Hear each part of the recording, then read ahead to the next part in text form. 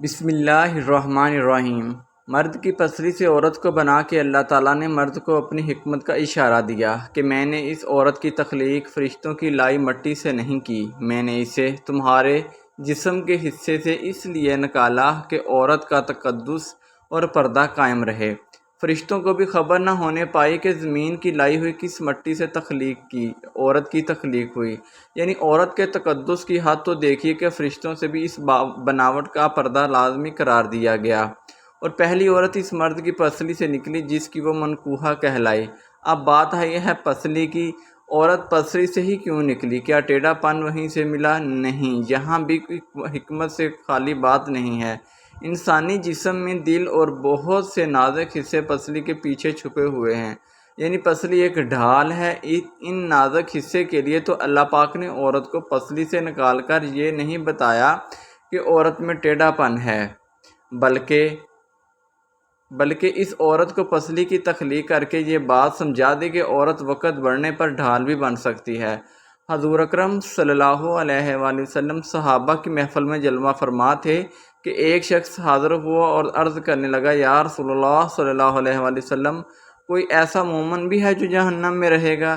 حضور پاک صلی اللہ علیہ وآلہ وسلم فرمانے لگے، ہاں، ایک شخص ایسا ہوگا جو جہنم کی گہرائی میں 1000 سال رہے گا اور مسلسل اونچی آواز میں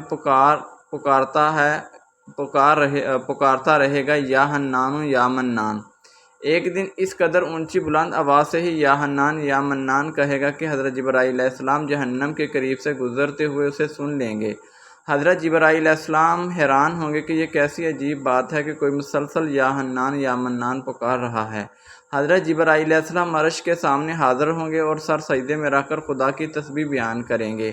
اللہ فرمائے گا، اے جبرائیل علیہ السلام سر اٹھاؤ۔ جیسے ہی حضرت جبرائیل علیہ السلام سر اٹھائیں گے تو اللہ پاک فرمائے گا کہ بتاؤ جبرائیل علیہ السلام، کیا عجیب دیکھا آج تم نے؟ حضرت جبرائیل علیہ السلام عرض کریں گے، اے ہمارے رب، میں نے جہنم سے آتی ہوئی ایک آواز سنی ہے جو کہ گہرے گڑھے سے لگ رہی تھی، کوئی پکار رہا تھا، یا حنان یا منان۔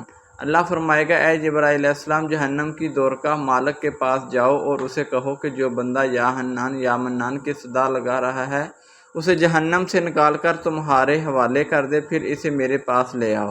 حضرت جبرائیل علیہ السلام جہنم کے دروازے پر تشریف لے جائیں گے، دروازے پر دستک دیں گے، مالک باہر آئیں گے۔ حضرت جبرائیل علیہ السلام انہیں اللہ پاک کا حکم سنائیں گے۔ حکم سن کر مالک جہنم کے اندر جائیں گے۔ حضرت محمد صلی اللہ علیہ وآلہ وسلم نے فرمایا، جیسے ماں اپنے بچے کو پہچانتی ہے، مالک ایسے جہنم کو پہچانتے ہیں۔ اس کے باوجود آپ یا حنان یا منان کہنے والے شخص کو تلاش نہیں کر پائیں گے۔ باہر تشریف لائیں گے، حضرت جبرائیل علیہ السلام سے عرض کریں گے، اے جبرائیل علیہ السلام، جہنم نے گہرا سانس لیا ہے، اس لیے کون سی چیز پتھر ہے، کون سی چیز لوہا ہے اور کون انسان ہے، اس کی پہچان نہیں ہو رہی۔ حضرت جبرائیل علیہ السلام پھر اللہ کی بارگاہ میں سجدہ کریں گے۔ اللہ پاک ارشاد فرمائے گا، اے جبرائیل علیہ السلام سر اٹھاؤ، تم یا حنان یا منان کہنے والے کو کیوں نہیں لائے؟ حضرت جبرائیل علیہ السلام عرض کریں گے، مولا دور کا جہنم مالک نے بھی معذرت کر لی ہے، کہتے ہیں جہنم نے گہری سانس لی ہے، اس وجہ سے پتھر، لوہے اور انسان کے درمیان کوئی فرق نہیں بچا ہے، تو یہ سب جل کر کوئلہ بن چکے ہیں، کوئی چیز کی پہچان نہیں ہو پا رہی۔ اللہ فرمائے گا، جبرائیل مالک سے کہو میرا بندہ جہنم کے فلاں گڑھے میں فلاں کونے میں اس حالت میں پڑا ہوا ہے۔ حضرت جبرائیل علیہ السلام جہنم کے دروازے پر جائیں گے اور حضرت مالک کو یا حنان یا منان پکارنے والے کا پتہ بتائیں گے۔ حضرت مالک جہنم کے اندر جائیں گے اور دیکھیں گے ایک شخص ہے، اس کے پاؤں اس کی پیشانی کے ساتھ اور اس کے ہاتھ گردن کے ساتھ بندھے ہوئے ہیں، اور جہنم کے سانپ بچھو اس کے ساتھ لیٹے ہوئے ہیں۔ حضرت مالک اس کی زنجیریں توڑ دیں گے اور جہنم سے نکال کر حضرت جبرائیل علیہ السلام کے حوالے کر دیں گے۔ حضرت جبرائیل علیہ السلام اسے عرش الہی کے سامنے لے کر حاضر ہوں گے، سر سجدے میں رکھیں گے۔ اللہ پاک فرمائے گا، جبرائیل علیہ السلام سر اٹھاؤ۔ جبرائیل علیہ السلام سر اٹھائیں گے۔ اب اللہ پاک اس بندے سے فرمائے گا، اے بندے، کیا میں نے تیری بہترین تخلیق نہیں کی تھی؟ کیا میں نے تیری طرف رسول نہیں بھیجے تھے؟ کیا میرے رسولوں نے تمہیں میری کتاب نہیں سنائی تھی؟ کیا میرے رسولوں نے تمہیں نیکی کا حکم نہیں دیا تھا؟ کیا تجھے برائی سے منع نہیں کیا تھا؟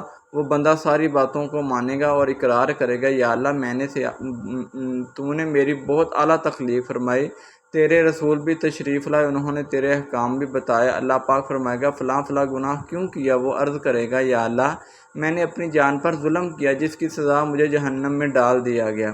اے اللہ اس کے باوجود میری امید نہیں ٹوٹی، مجھے تیری رحمت سے امید تھی، میں یا حنان یا منان پکارتا رہا۔ مولا تو نے مجھے اپنے فضل سے جہنم سے نکالا ہے، یا اللہ مجھ پر رحم فرما۔ اللہ پاک فرمائے گا اے فرشتوں گواہ ہو جاؤ، میں نے اس پر رحم کیا اور اسے معاف کر دیا۔ ناظرین آئیے اپنا محاسبہ کرتے ہیں، کیا ہم نے کوئی ایسا ہے کہ جو کہہ سکے کہ میں اپنے ایمان کا حساب کر سکتا ہوں؟ اپنی گریبانوں میں نظر ڈالیں، کوئی ایسی کوئی خوبی جس پر ہمیں یقین ہو کہ ہمیں دوزخ میں نہیں ڈالا جائے گا؟ ہزاروں سال کی باتیں بھی رد ہوتی ہوئی دیکھی گئی ہیں، تو بس اللہ سے دعا کرتے ہیں کہ اے اللہ ہم جانتے ہیں اگر ہمارے ایمان کا سخت حساب لیا گیا تو یقیناً ہم نہیں بچ پائیں گے، ہم بے حد گناہ گار ہیں، لیکن اے اللہ پاک ہم تیری رحمت کا سوال کرتے ہیں، ہم سے حساب اپنے عدل و انصاف پر نہ لینا بلکہ ہم پر اپنی رحمت اور عطا کا سایہ رکھنا۔ اے اللہ پاک ہماری دعا کو قبول فرما، آمین۔ قیامت کے دن جب لوگوں کے ایمان کا حساب و کتاب ہو رہا ہوگا، پر کچھ لوگ ایسے ہوں گے جن کو اللہ تعالیٰ بغیر حساب کے جہنم میں بھیج دے گا۔ صحابہ کرام رضوان اللہ علیہم اجمعین نے عرض کی یا رسول اللہ صلی اللہ علیہ وآلہ وسلم وہ کون سے لوگ ہوں گے؟ نبی کریم صلی اللہ علیہ وآلہ وسلم نے فرمایا ظالم حکمران، وہ تاجر جو جھوٹ بولتا ہے، وہ بوڑھا شخص جو زنا کرتا ہے۔ نبی کریم صلی اللہ علیہ وآلہ وسلم نے فرمایا جس شخص میں یہ 3 عادات پائی جائیں وہ جاہل ہے، جو سننے سے پہلے ہی جواب دینا شروع کر دیتا ہے، بات کو سمجھنے سے پہلے ہی جھگڑا شروع کر دیتا ہے، علم نہ رکھنے کے باوجود فیصلے شروع کر دیتا ہے۔ اللہ